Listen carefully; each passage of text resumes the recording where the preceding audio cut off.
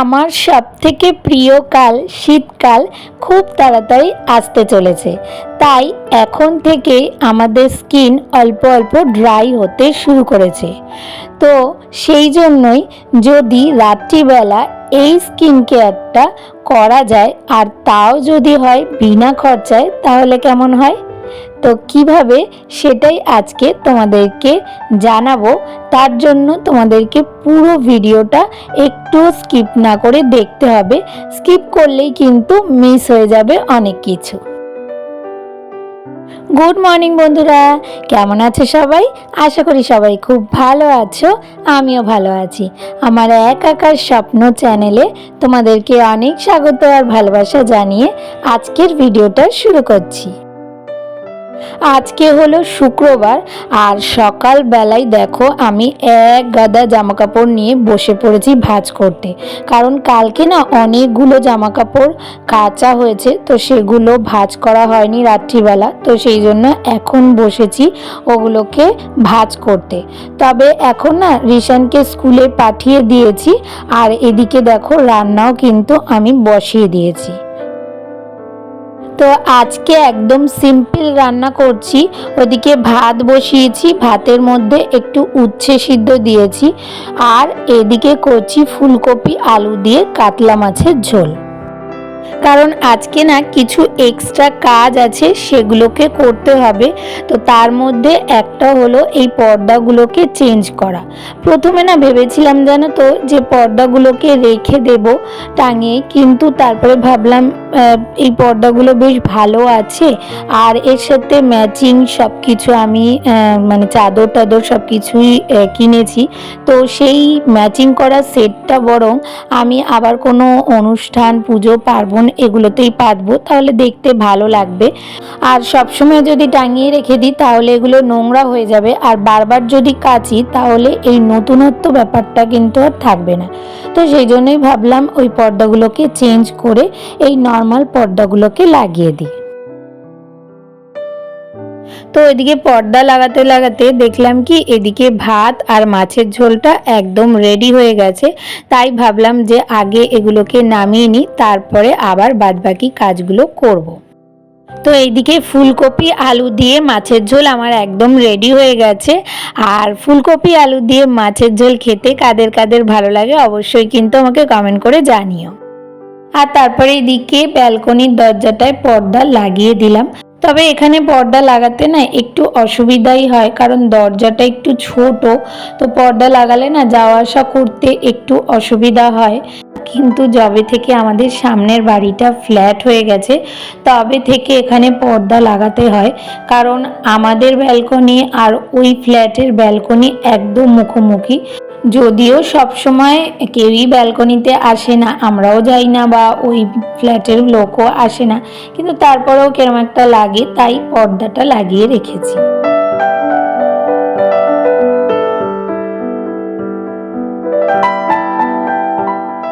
তো যাই হোক, ওই পর্দাগুলোকে আমি যেখানে রাখি পর্দা সেই ব্যাগটার মধ্যে ঢুকিয়ে রেখে দিলাম। আর তারপরে আসলাম এদিকে ফ্যানগুলোকে পরিষ্কার করতে। ফ্যানগুলো না প্রচণ্ড পরিমাণে ময়লা হয়েছে। আমি কয়েকদিন আগে ঘরটা ঝেড়েছিলাম, কিন্তু তখন না ফ্যানটা পরিষ্কার করতে ভুলে গেছি, আর তারপরে করব করে আর করাই হচ্ছিল না। প্রচণ্ড ধুলো হয়ে গেছিলো, আর ফ্যানে দেখবে ময়লা বেশি জমলে না হাওয়া লাগে না গায়ে। তো সেই জন্যই ভাবলাম যে সবকটা ফ্যানই একবারে পরিষ্কার করে ফেলি। এই ফ্যানগুলো খুব একটা ময়লা হয়নি, কিন্তু তারপরেও করে দিলাম। অল্প ময়লা থাকতেই পরিষ্কার করে দিলে খাটনিটা একটু কম হয়, এটাই আমি সবসময় করে থাকি, তো সেই জন্যই আর কি করে দিলাম। আর আজকে জানো তো সকালবেলা ঘুম থেকে উঠে আমার বাসি ঘর ঝাড়া মোছা হয়ে গেছে, কিন্তু এই পরিষ্কার করার জন্য আমাকে আবার ঘরটাকে ঝাড়তে হবে।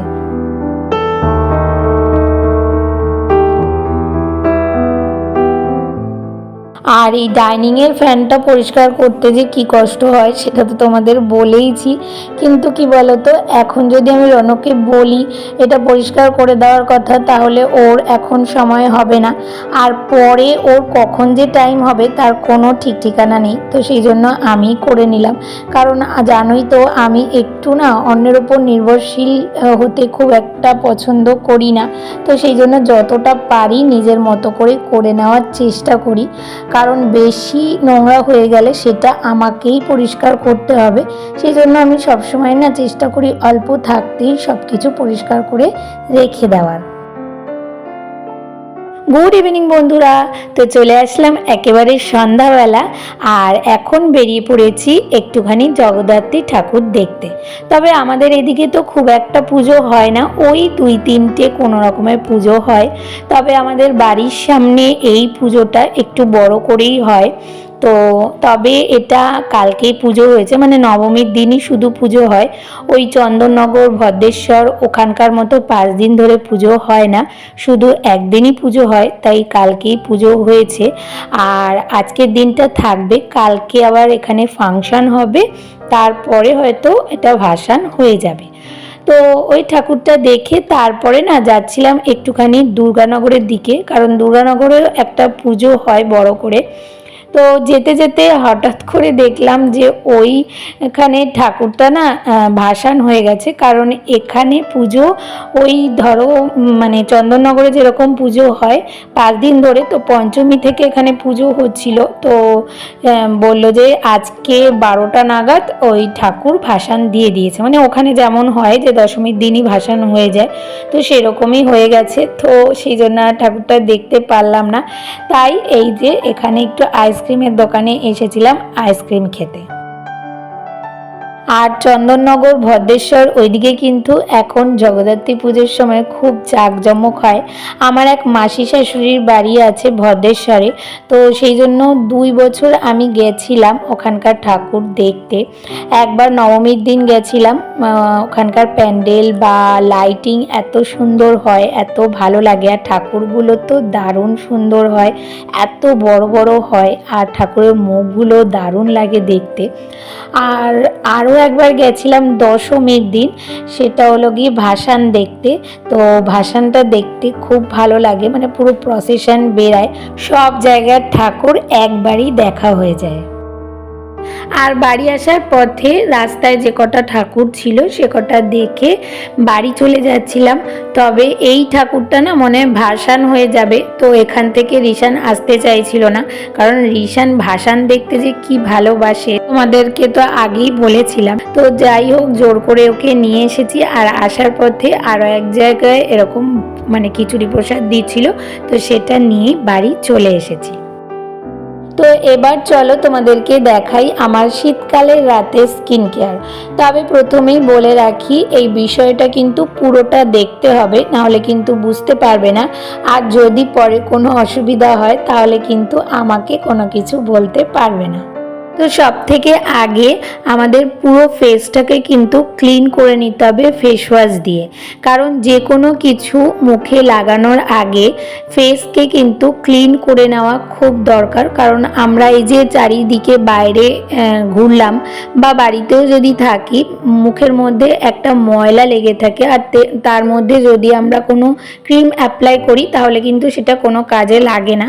তো সেই জন্যই আর কি ফেসটা আগে ভালো করে ক্লিন করে নিয়ে তারপরে কিন্তু ফেসে যে কোনো কিছু অ্যাপ্লাই করতে হবে।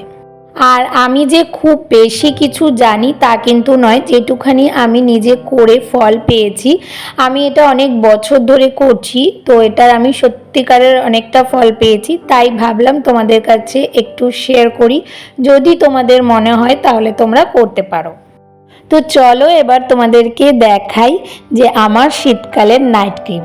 তো এই দেখো, এটা হলো বোরোলিন, আর এটা কিন্তু আমাদের সবার বাড়িতেই থাকে, কারণ আমাদের এটা একটা অ্যান্টিসেপটিক ক্রিম, যে কোনো জায়গায় কেটে গেলে ছিলে গেলে আমরা কিন্তু এটা ব্যবহার করি।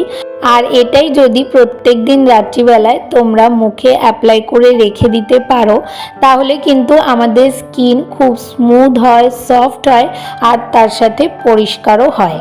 আর তার জন্য কিন্তু সকালবেলায় তোমাকে একটা কাজ করতে হবে, কারণ বোরোলিনের একটা এফেক্ট আছে, সেটা হলো বোরোলিন মেখে তুমি যদি রোদে বের হও তাহলে কিন্তু তোমার স্কিন কালো হয়ে যেতে পারে বা পুড়ে যেতে পারে। তো সেই জন্য সারা রাত ওটা লাগিয়ে রাখার পর সকালবেলা উঠে কিন্তু তোমাকে এই কাজটা করতেই হবে।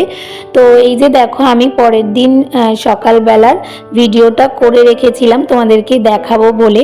তো এই যে আমি দুটো কটনের টুকরো নিয়েছি, মানে তুলোর টুকরো নিয়ে এটাকে ভালো করে ভিজিয়ে চিপে নিয়েছি। আর এবার এটার মধ্যে একটু ফেস ওয়াশ লাগিয়ে ভালো করে মুখটাকে পরিষ্কার করে নিতে হবে। এইভাবে যদি পরিষ্কার করো দেখবে পুরো মুখ না খুব সুন্দর পরিষ্কার হয়ে যায়, আর তুমি নিজেই দেখতে পারবে তুলোর মধ্যে প্রচণ্ড পরিমাণে ময়লা বের হয়েছে। এই যে দেখো, তোমরা দেখতে পাচ্ছ কি না জানি না, তবে আমার খুব একটা আজকে বেরোয়নি, কারণ আমি যেহেতু রোজ দিন এটা অ্যাপ্লাই করি তো সেই জন্য খুব একটা মুখে কিন্তু আমার ময়লা নেই। তো তোমরা যদি প্রথমবার করো তাহলে তোমরা নিজেরাই দেখতে পারবে প্রচণ্ড পরিমাণে ময়লা বের হবে। আর প্রথমবার অ্যাপ্লাই করার পর যদি দেখো যে আবার চিটচিট করছে মুখটা একটু, তাহলে তোমরা আরও একবার আরেকটা যে তুলো আছে সেটার মধ্যে ফেস ওয়াশ নিয়ে লাগিয়ে ভালো করে ওটাকে পরিষ্কার করে মুখটাকে ধুয়ে নেবে। আর এই পুরো কাজটা যদি তুমি প্রত্যেক দিন করতে পারো তাহলে কয়েকদিনের মধ্যেই তুমি খুব ভালো একটা রেজাল্ট পাবে। তুমি নিজেই নিজের মুখটা দেখে আগের আর পরের পার্থক্যটা বুঝতে পারবে।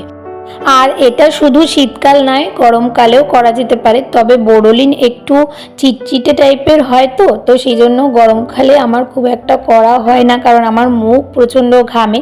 তো আমি শীতকালের জন্য বেশিরভাগ করি। আর শীতকালে দেখবে আমাদের চামড়া একটু কালচে হয়ে যায়, তো সেই জন্য শীতকালে করলে ভালো ফল পাওয়া যায়। তাই আমার মনে হয় একটা নাইট ক্রিমের দাম কিন্তু অনেকটাই, সেই জায়গায় যদি তুমি এটা লাগাতে পারো, আর এটা যেহেতু অ্যান্টিসেপটিক একটা ক্রিম তাই কোনো রকম কোনো সাইড এফেক্ট হওয়ার চান্স নেই। তো সেই জন্য একবার করে দেখতে পারো, তবে পুরোটাই তোমাদের ইচ্ছে।